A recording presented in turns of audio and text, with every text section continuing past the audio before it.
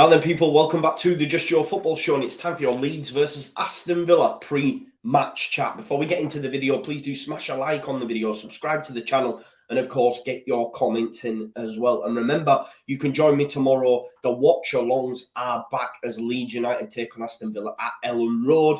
I'll be live, throughout the day, because we've got the Manchester derby as well, which I'll be watching on the channel as well. So make sure you keep it locked and let's get into it. I don't think I do it. Arsenal started like a house on fire. Signing number 2 for this new era. It's Judgment Day, people. Yeah! What did your boy tell you? It was never in doubt. Never in doubt. Don't believe in any luck, I believe I'm self-made, yeah.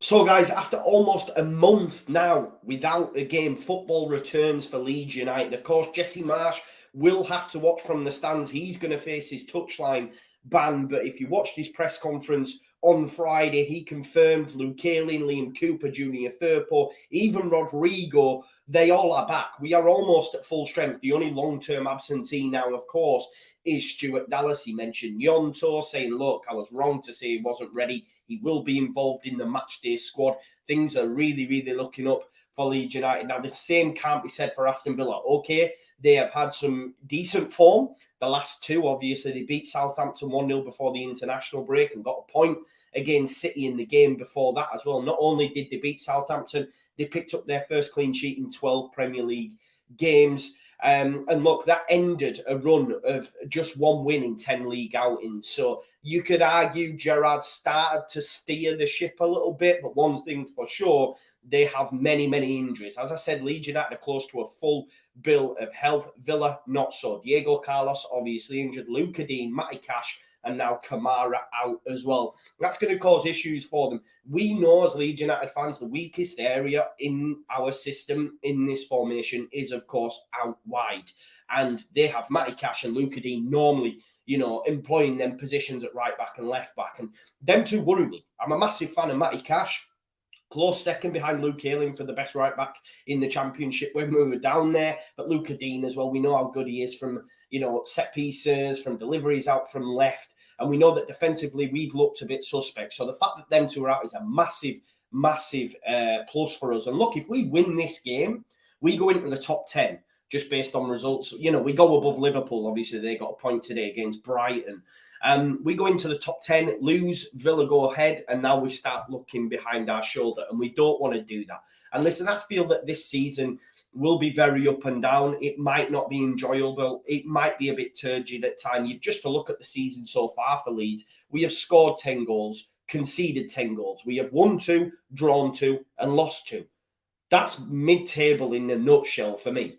I'm not concerned about relegation. Lose, though, tomorrow, then, of course, you have to look over your shoulder. We should be beating this Aston Villa side. We should be beating them for me. And it will be a barometer of how far Jesse Marsch has took this Leeds United side, because who can forget his first home game in charge was a 3-0 loss to Aston Villa back in March. So he'll want to right them wrongs. The squad will want to right them wrongs. And I guess Jesse will want to say, look, first home game, you battered me 3-0, not this time around. But look, Elland Road is a bit of a happy hunting ground for Aston Villa. I will say that. They have only lost once in 10 top-flight games since 1995. We know that we used to have them barnstormers in the Championship as well. But if you look solely in the Premier League, as I say, they've lost only once in 10 top-flight games, winning 4 and drawing 5. And that dates all the way back to 1995. But look, if you remove the Elland Road factor out of it for a second and just look at Aston Villa's away form on its own, they have had many problems on the road. Look, they've lost 4 successive Premier League away games and have conceded at least 2 goals in their last 4 away matches. And I do believe there will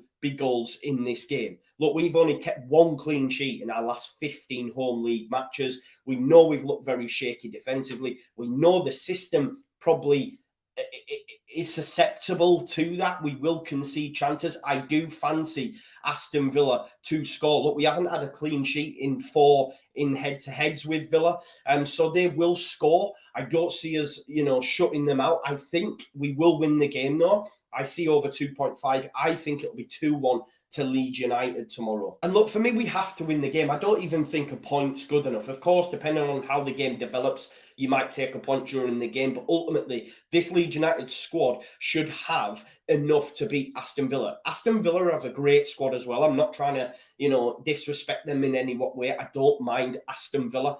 Recent history, championship, etc. But they have, I like Gerrard. They have some great players within that squad. But the injuries, their form away from home, I feel that for me, it's sort of a must-win because we don't want to then start getting a rut coming in.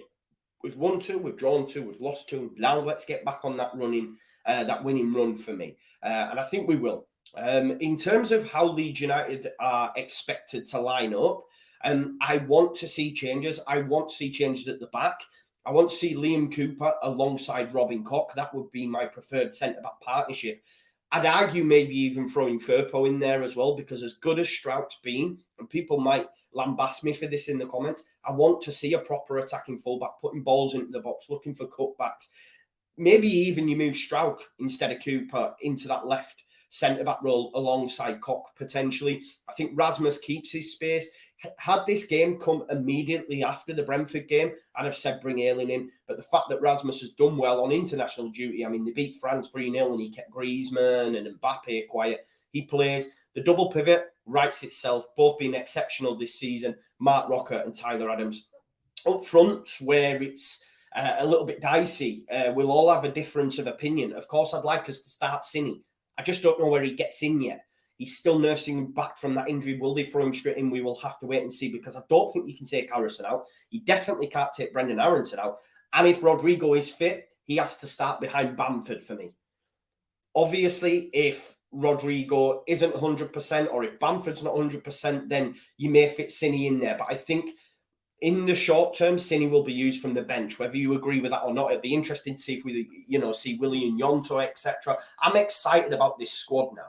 I'm really, really excited about it. It's now a Premier League squad, not just a Premier League first 11, a Premier League squad. As for the right-back spot, it will be Ashley Young. I think he's done really well this season and has actually been one of the standout performers for Aston Villa.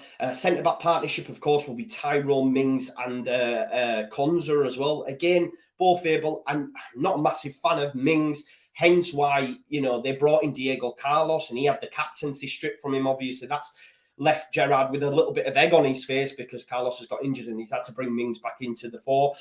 Left back, Ludwig Augustinsson. Don't know much about him. I'm not sure he's actually played yet this season in the Premier League.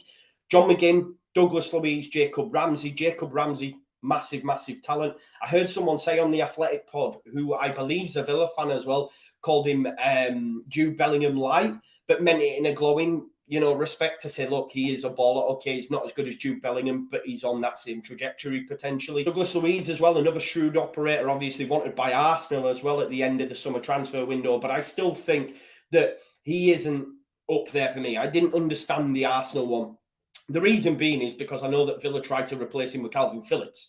So, it tells you what they really think of him. Of course, they wouldn't sell him to Arsenal, but I'm not too sure on him. Of course, John McGinn, maybe there'll be a bit of retribution for what he did for Archie Gray. I hope so. Leon Bailey, Philippe Coutinho behind Ollie Watkins. Now, Leon Bailey, again, I've had him in my fantasy team. He's a bit up and down, a bit like Villa, but Leon Bailey can cause us problems.